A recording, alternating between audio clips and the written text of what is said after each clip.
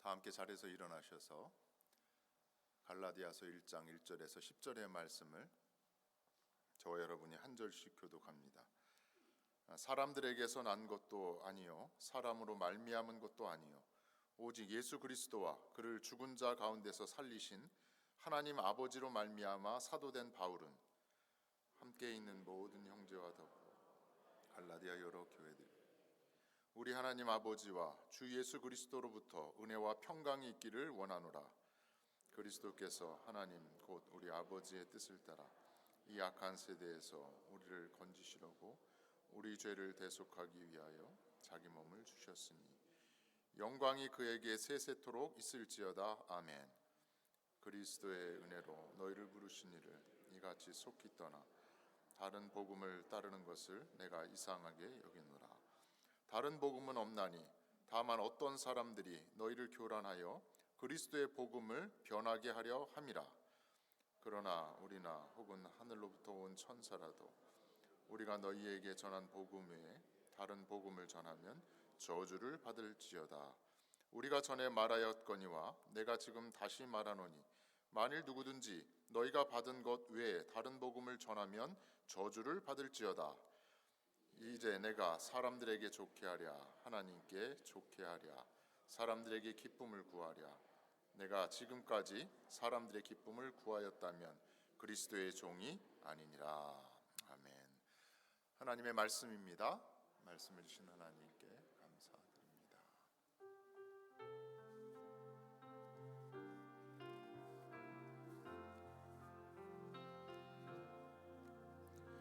이 말씀 따라 사는 동안 지치지 않게 하시고 이 말씀 따라 사는 동안 주님 나라 이루소서.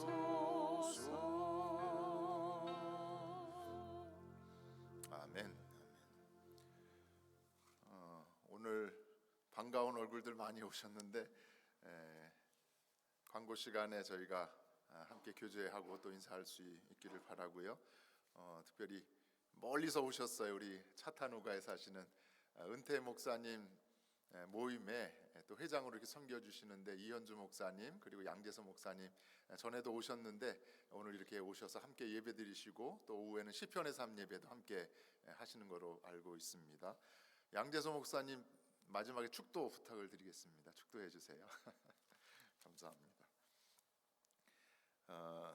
사순절이 시작이 되었어요. 그래서 사순절 되기 전에 저희가 여러 왕에 관한 왕들의 이야기를 함께 나누었는데 사순절 시작되면서 신약의 말씀을 함께 생각해 보아야 되겠다라고 하면서 갈라디아의 말씀을 함께 나누려고 준비를 했습니다. 지난 수요일 제수요일이었습니다. 제수요일을 시작으로 4월 4일 성토요일까지 주일이 6번이 있어요. 그래서 6번의 이 주일은 빼고 그러면 40일이 되는 겁니다. 사순절을 저희가 지내게 되는데 사순절 기간 동안에 갈라디아서의 말씀을 함께 생각하면서 경건의 여정을 함께 나아가려고 합니다. 갈라디아서 하면 로마서와 짝을 이루는 성경이지요.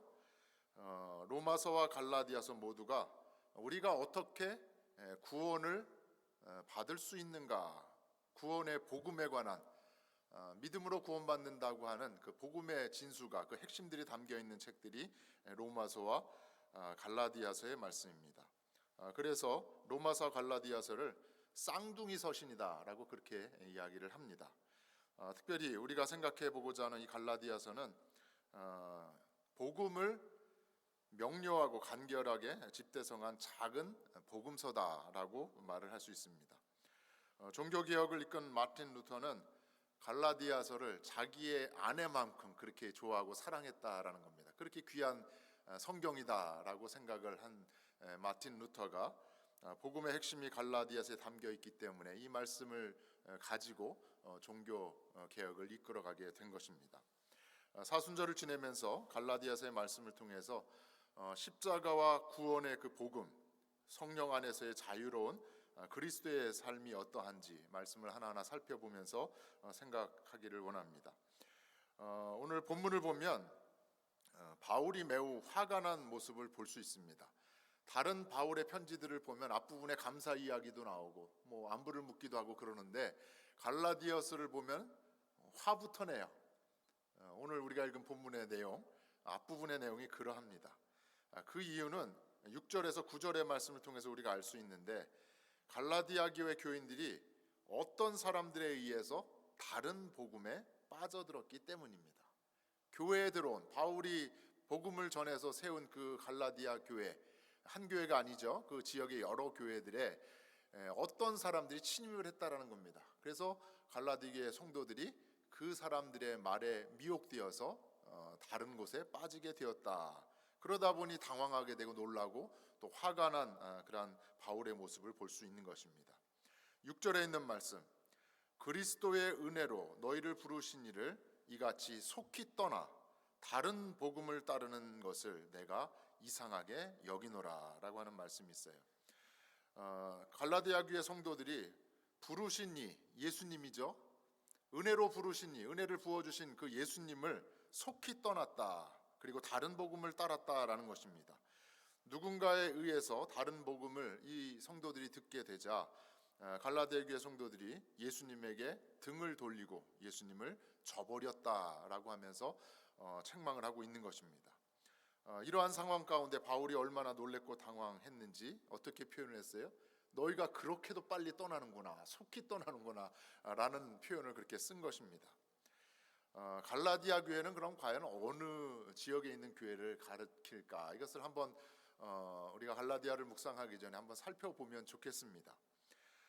갈라디아 교회는 바울의 전도에 의해서 세워진 교회지요. 바울이 전한 그 복음을 듣고 예수님을 따르는 제자가 된 사람들이 모인 공동체가 갈라디아 교회입니다. 갈라디아 1장 2절을 보면 우리가 읽은 말씀인데 이 편지를 받는 수신자에 대해서 이렇게 이야기를 합니다. 갈라디아의 여러 교회들, 다시 말하면 한 교회가 아니라 지역에 있는 여러 교회들을 향한 편지인 것입니다. 과연 갈라디아는 어디를 말하고 있는가? 학자들마다 여기야, 아니야, 여기야라고 하면서 주장이 팽팽하게 맞서 있습니다. 그림을 하나 소개를 해드리려고 하는데 바울의 전도 이야기하면서 선교여행 1차, 2차, 3차 선교 여행의 그 지역들이지요. 여러분이 보시는 오른쪽에 보면 이제 시리아 안디옥 교회를 출발을 해서 소아시아 지역이라고 하는 오늘날의 튀르키예 지역인 것이지요. 그리고 이스탄불 다녀오신 많은 분들도 있겠지만 그 넘어서 이제 마케도니아 유럽 땅이 되는 겁니다.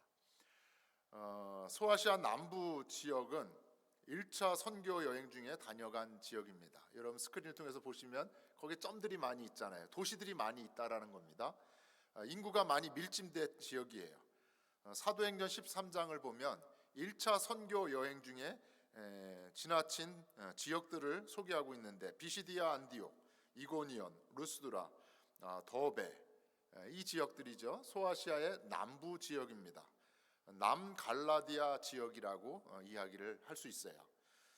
많은 사람들은 1차 선교 여행 기간 중에 바울이 복음을 전한 이 지역의 교회들의 편지를 써보냈다라고 주장을 합니다. 이것이 남갈라디아 설입니다. 또 하나의 주장은 소아시아의 북부 지역이 있는데 그쪽에 갈라디아 왕국이 있는 지역을 바울이 갈라디아라고 지칭을 했다라고 주장을 하는 겁니다.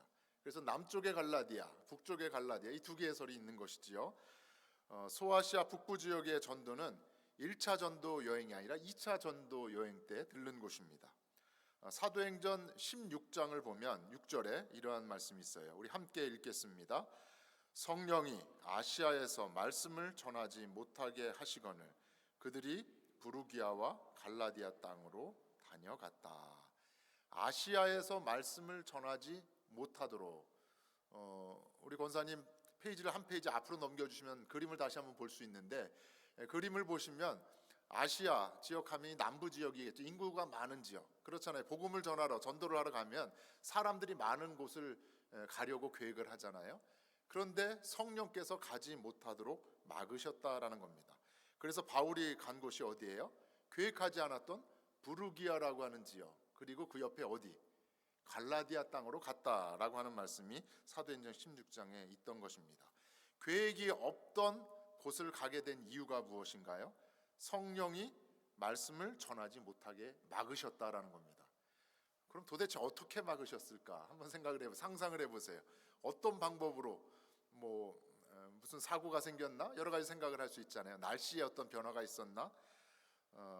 그런데 부르기아 땅과 갈라디아 땅을 향해서 가고 있는데 과연 어떠한 방법으로 하나님께서 막으셨는가?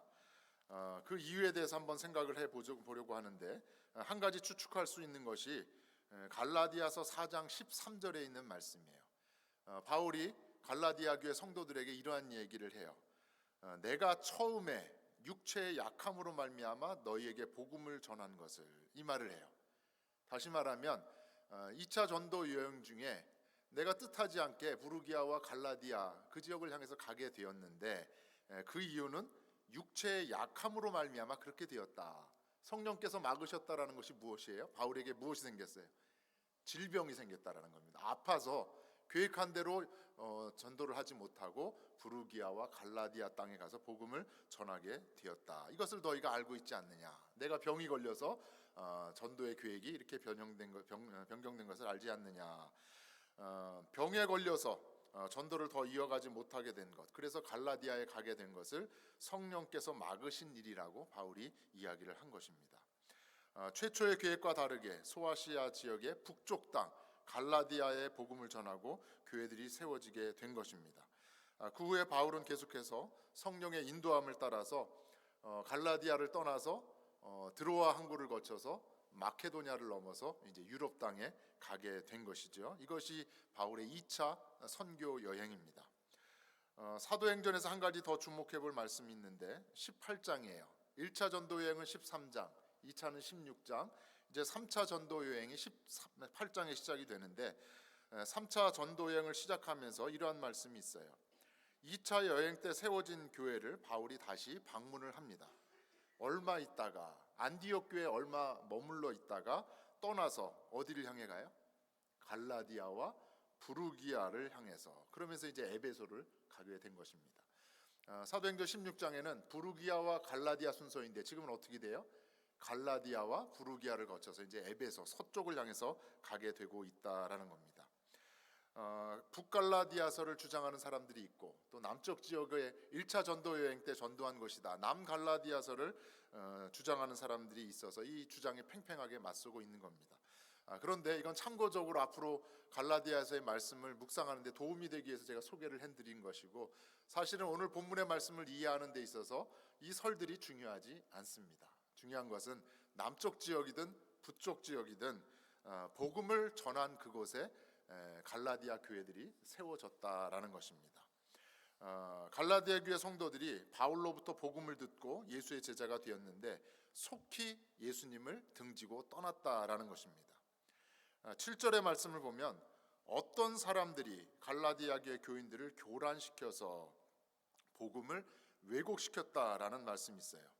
바울이 전한 복음에 무엇인가를 더하여서 복음을 왜곡하여 성도들을 교란시킨 겁니다. 여러분 혹시 이단을 따라서 성경 공부 참여해 보신 분이 있으신가요? 이 중에 계세요. 가서 보면은 기가 막힐 정도로 성경을 잘 가르친다는 거예요. 우리 권사님들로부터 제가 들었어요.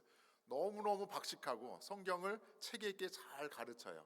첫째 날, 둘째 날. 그런데 마지막에 가서는 뭐가 돼요? 우리가 모시는 이분이 바로 재림 예수다라고 하면서 끝에 가서 뭔가 달라지는, 성경 공부가 좋아서 갔는데 마지막에 가면 여기가 신천지였네. 그래서 끝이 다른 것, 그래서 그것이 이단이잖아요. 다를리 끝단. 오늘 바울이 전한 복음에다가 이 사람들은 들어와서, 어떤 사람들이 들어와서 무엇인가 다른 것을 더해서 복음을 왜곡하면서 성도들을 교란시켰다라는 겁니다. 마지막 부분을 보면 바울은 다른 복음을 전하면 저주를 받을 것이다 라고 하면서 두 번이나 강조를 하는 것을 볼 수 있습니다. 8절을 보면 심지어 나 바울도 천사들조차도 다른 복음을 전하게 되면 저주를 받아 마땅하다라고 말을 하고 있습니다. 매우 단호한 바울의 모습이지요. 전혀 타협의 여지가 보이지 않습니다. 오늘 본문에서 우리가 생각해 보아야 할 것은 바울을 놀라게 하고 당황스럽게 한 이 다른 복음을 전한 사람들은 과연 누구인가? 그리고 그 복음의 내용, 다른 복음의 내용은 무엇인가? 우리가 생각을 해 보아야 합니다. 앞서 말씀드린 대로 어떤 사람들이 갈라디아 교회에 들어왔다라고 했습니다. 이 어떤 사람들은 유대주의자들이에요. 유대주의자들. 갈라디아 교회에 침투한 이 사람들, 그리스도인 된 사람들에게, 제자가 된 사람들에게 야 그걸로 구원받는 것이 아니야. 더 필요한 것이 있는데 그것이 바로 할례야라고 하면서 할례를 강요하고, 그리고 모세가 우리에게 주어진 율법이 있지 않느냐라고 하면서 율법을 지킬 것을 강조하면서 다시금 율법의 종으로 만들려고 한 유대주의자들이 있었던 것입니다. 이들의 선동에 대한 바울의 즉각적인 반응이 오늘 본문의 말씀인 거예요. 첫 번째 바울을 향한 공격이 있었는데 그것은 바로 바울의 사도권을 위협하는 것이었습니다. 아마도 이 사람들은 바울은 사람들에 의해 세워지고 보내진 거짓 사도다라고 공격을 한 것 같습니다. 그래서 바울이 이렇게 대응을 했지요. 1절에 있는 말씀, 사람들에게서도 난 것이 아니다. 나는 사도된 나는 사람들에게서 난 것도 아니요 사람으로 말미암은 것도 아니다. 오직 예수 그리스도와 그를 죽은 자 가운데서 살리신 누구로 말미암아? 하나님 아버지로 말미암아 나는 사도가 된 사람이다 라고 하면서 아주 투쟁적으로 처음부터 1절부터 이렇게 말씀을 시작하는 것입니다. 적대자들의 공격에 맞서서 바울은 자신의 사도직을 변호한 것이지요. 어떤 교회가, 예루살렘 교회나 안디옥 교회가 나를 이렇게 보내가지고 나를 사도로 세운 그것이 아니라는 겁니다. 사람에게서 난 것이 아니다. 내가 아나니아를 통해서 이렇게 눈이 떠지게 되게 했지만, 또 베드로를 만나서 이렇게 이방인 전도를 준비하게 되었지만, 아나니아나 베드로를 통해서 사람으로 말미암아 내가 사도가 된 것이 아니다라는 겁니다. 나에게 있는 이 사도권, 너희들이 이렇게 공격하는 사도권은 예수 그리스도와 하나님으로부터 말미암은 것이다라고 바울이 강조하여 말을 하고 있는 것입니다. 바울이 이렇게 담대하게 본인의 사도권을 변호할 수 있었던 이유는 담에게서 부활하신 예수님을 만났기 때문에 그렇습니다. 바울은 부활의 주님을 다메섹 도상에서 만났다. 그것 때문에 이렇게 당당하게 복음을 전하는 사도의 직분을 감당하게 되었다라는 겁니다. 부활하신 예수님을 만남으로 나는 사도로 부르심을 받은 사람이다. 부활하신 그 예수님을 통해서 나는 말씀을 듣고 이방인의 사도로서의 그 사명을 이렇게 감당하는 사도 중에 사도가 나는 되었다라고 이야기를 하는 것입니다. 이것이 첫 번째 바울을 향한 공격에 대한 대응인 것입니다. 또 하나의 대응은 다른 복음을 전하면서 선도들을 선동한 이 다른 복음에 대한 대응입니다. 다른 복음은 없다라고 하는 말로 아주 단호하게 대항을 하고 있지요. 그리고 갈라디아 교회 성도들을 깨우치려고 노력하고 있습니다. 앞서 말씀드린 대로 유대주의자들 갈라디아 교회 성도들에게 할례를 받아야 한다라고 강요를 했습니다. 그리고 모세의 율법이 강조하는 절기가 있잖아요. 유월절부터 오순절, 초막절에 이르는 이 안식일을 비롯한 모든 절기들을 강조하면서 또한 먹어야 될 것, 먹지 않아야 될 것, 음식 규정을 또 강조를 하면서 그것을 지켜야만 구원을 받는 것이다. 예수를 믿는 믿음만이 아니라 거기에 더해서 할례도 받아야 되고 율법을 잘 지켜야만 구원을 받는다라고 잘못된 교리와 다른 복음을 전한 것이지요. 이 이야기를 든 바울이 화가 나고 흥분을 한 것입니다. 그래서 우리가 읽은 본문의 6절에서 9절을 보면 다른 복음이라고 하는 말이 무려 4번이나 반복되고 있어요. 다른 복음을 너희가 따랐다라고 하면서 다른 복음을 강조하고 있는 것입니다. 본문의 이야기를 통해서 우리가 생각해 보아야 할 것, 다른 복음이 있으면 참 복음이 있다라는 겁니다. 다른 복음이 있으면 진실된 복음이 있다라는 거예요. 참 복음이 7절에는 그리스도의 복음이다라고 되어 있습니다. 그리고 유대주의자들이 전한 다른 복음에 대비되는 말이 8절에 있는 바울이 전한 복음이라는 거예요. 유대주의자들을, 너희들을 선동하는 그 사람들은 잘못된 교리의 다른 복음을 전하지만 나 바울이 전한 복음은 참된 복음이다, 그리스도의 진정한 복음이다 라고 이야기를 하고 있는 겁니다. 바울이 전한 복음, 그리스도의 복음은 과연 무엇인가?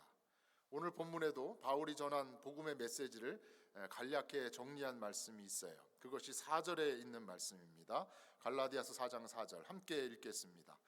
그리스도께서 하나님 곧 우리 아버지의 뜻을 따라 이 악한 세대에서 우리를 건지시려고 우리 죄를 대속하기 위하여 자기 몸을 주셨다.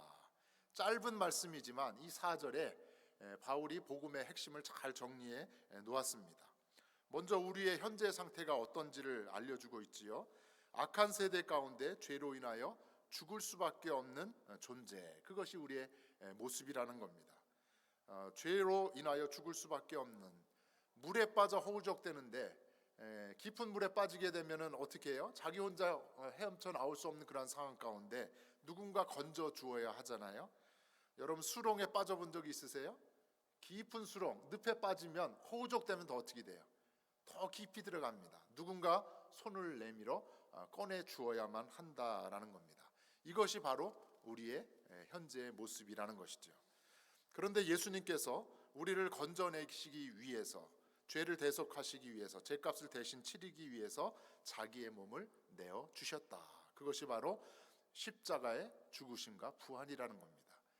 이것은 자기의 의지가 아니라 하나님의 뜻이었기 때문에 나는 하나님의 뜻을 따라서 예수님이 십자가에 못 박혀 죽으셨다. 그리고 3일 만에 부활하셨다.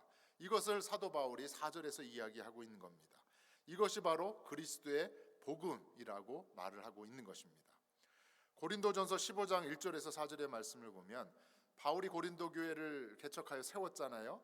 그 사람들에게 전한 복음의 내용이 무엇인지 다시 한번 마지막 부분에 들려주고 있습니다. 고린도전서 15장 3절과 4절이에요. 내가 받은 것을 먼저 너희에게 전하였다. 바울이 누구로부터 받았어요? 예수님으로부터, 부활의 주님으로부터 받은 것을 나는 너희들에게 다 전하였다. 이는 성경대로 그리스도께서 우리 죄를 위하여 어떻게 죽으셨다. 장사 지낸 바 되셨다가 성경대로 사흘 만에 다시 어떻게 되셨다? 살아나셨다. 바울이 전한 복음을 믿고 굳게 지키면 너희는 구원을 받을 것이다 라고 하면서 고린도 교회 성도들에게 바울이 전한 복음이 무엇인지를 다시 한번 이야기하고 있는 것입니다.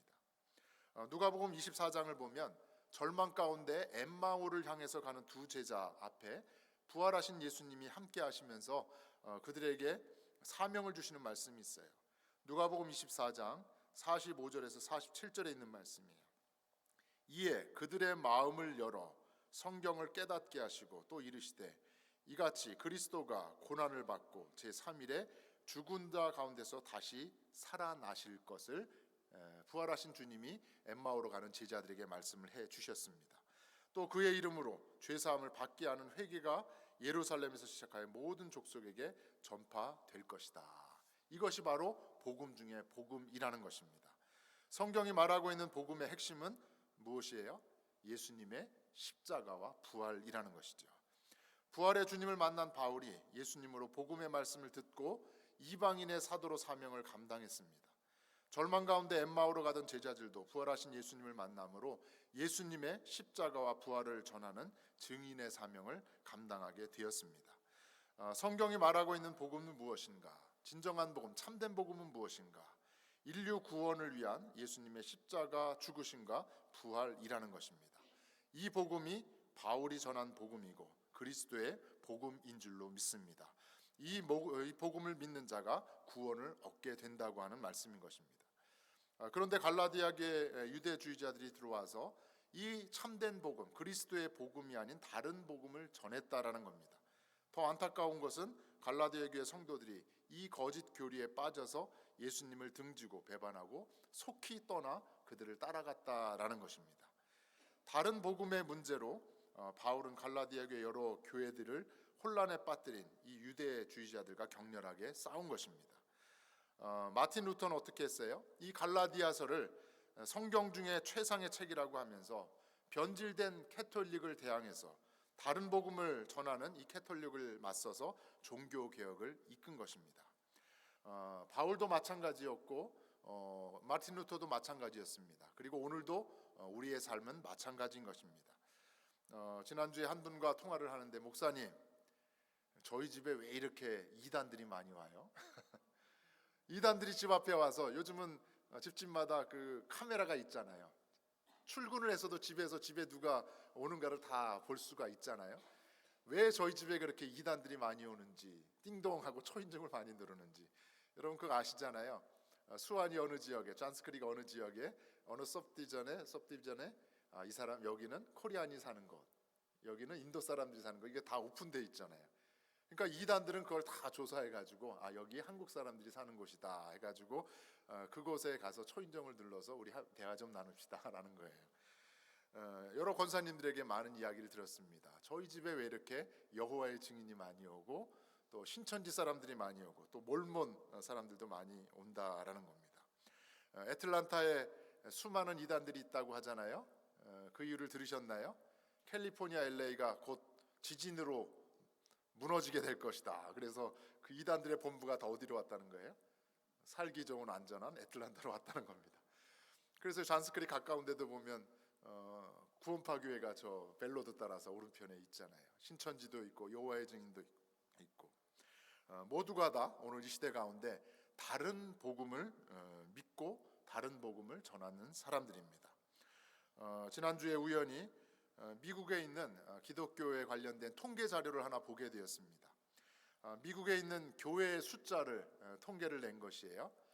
여러분, 상식적으로 많은 분들이 미국 안에 있는 가장 많은 교회 수를 가진 교단이 어디일까? 당연히 어디라고 얘기하세요? 남침례교라고 그렇게 이야기를 하죠. 그럼 두 번째로 많은 교회 수를 가진 교단은 어디예요?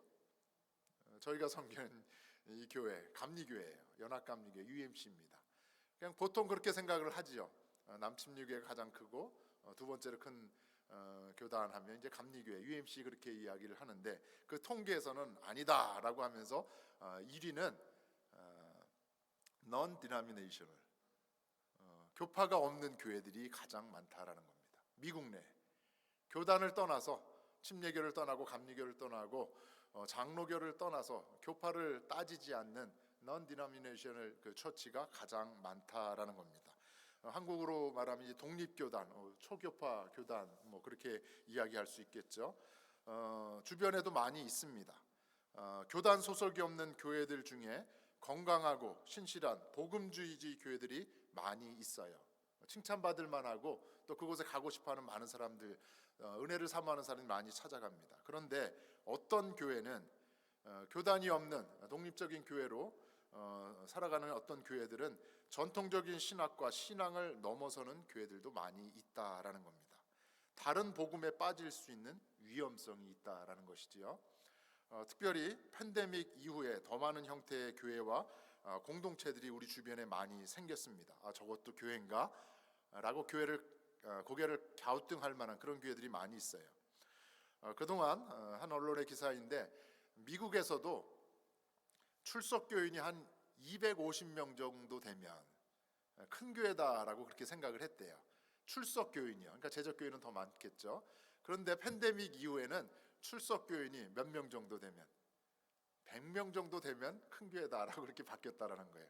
많이 줄었죠. 팬데믹 이전에 250명 정도 출석하면 그래도 건실한 교회야, 큰 교회야 하는데 그 기준이 많이 내려갔다라는 겁니다. 250에서 100명으로 내려갔으면 그 150명은 어디로 간 거예요? 여기저기 다양한 형태의 신앙생활을 하고 있다라는 겁니다. 다양한 형태의 신앙생활이 나쁜 것은 아닌데, 이를 통해서 각자의 다양한 신앙 기준이 새롭게 생긴다라고 하는 것은 위험한 일이지요. 교회의 큰 위기가 되는 것입니다. 신앙생활의 다양성이 자기만의 기준을 가진 다른 복음을 만들 수 있기 때문에 그렇다라는 겁니다. 그래서 교회가 크게 자신을 돌아보면서 다시 공동체성을 회복해야 한다라고 이야기를 하고 있는 겁니다. 그러면 우리가 이러한 시대를 살면서 참 복음과 다른 복음, 거짓 복음을 어떻게 분별할 수 있는가? 갈라디아 교회 성도들은 어땠어요? 다른 복음을 전하는 사람들에 미혹되어져서 속히 떠나 그들을 따랐습니다. 분별하는 능력이 없었다라는 것이지요. 그래서 바울이 전한 복음에서 속히 떠나 다른 복음을 따른 이 갈라디아 교회 성도들을 보고 바울이 깜짝 놀란 것입니다. 다른 복음을 잘 분별하기 위한 기준이 되어야 할 것은 무엇이에요? 한번 따라 하실까요? 성경이다. 바로 성경인 것입니다. 하나님의 말씀인 것입니다. 오늘 권혁범 장로께서 힘주어 말씀하신 것, 말씀 위에 굳건히 서는 교회가 되는 것, 그것이 바로 다른 복음, 거짓 복음을 판별하는 기준이 되어야 한다라는 겁니다. 특별히 바울은 자신이 전한 복음이 무엇인지 13개의 바울의 서신이 신약성경에 있잖아요. 바울이 부활하신 예수님을 만나고 예수님으로부터 받은 그 말씀대로 편지에 그 복음, 그리스도의 복음을 담아 전한 것, 그것이 바로 신약성경에 있는 13개의 바울 서신인 것입니다. 바울이 전한 복음, 성경이 말한 그리스도의 복음을 제대로 아는 것이 중요하다라는 겁니다. 제가 새벽에 말씀을 준비하고 또 주일마다 예배를 위한 말씀을 준비하고 또 수요일마다 저희가 성경 공부를 하고 있는데, 말씀을 준비하고 성경 공부를 준비하면서 제가 가장 노력하는 것은 본문을 파고드는 겁니다. 과연 이 성경이 말하는 바가 무엇인가? 이 성경의 저자가 독자들에게 하려고 했던 그 본뜻은 무엇인가? 그것을 위해서 씨름을 합니다. 저의 자의적인 해석과 그 판단이 아니라 성경이 말하는 바가 무엇인가 알게 해주세요 라고 기도하면서 제가 말씀을 준비하고 성경 공부를 중요합니다. 성경이 말하는 것이 무엇인가, 진정한 복음의 내용이 무엇인가, 성령께서 말씀하시고자 하는 것이 무엇인가를 알아가는 것이 중요하다라는 것입니다. 다시 말하면 성경 안에 참된 진리가 있고 성경 안에 참된 복음이 있는 줄로 믿습니다.